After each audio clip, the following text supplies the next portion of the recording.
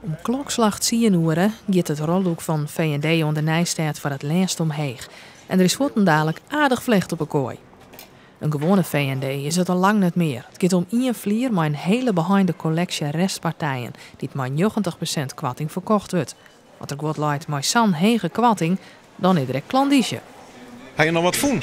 Ja, ik heb wat voen, een paar broeken en wat kleren van mijn vrouw. Dus ja, dat weekend nog. Dus het wie nou uitverkeerd, het wie nou de laatste dag van de V&D, dus we bezig nog.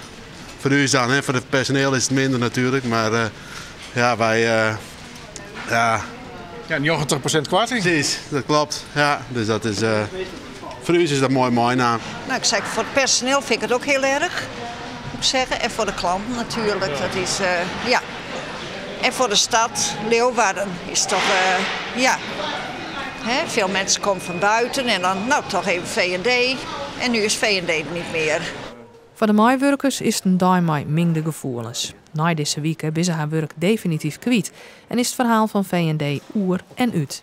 Een beetje dubbel, een beetje raar, een beetje gek. Het is wel toch weer een definitief moment. We hebben natuurlijk al eerder de deur gesloten. Op 14 februari was het volgens mij. Dat we niet meer open gingen de volgende dag. Ja, dat was al een moment. Ja, en nu nog even weer open en ja, nu is het toch helemaal definitief en zijn we ook echt helemaal leeg. Dus helaas.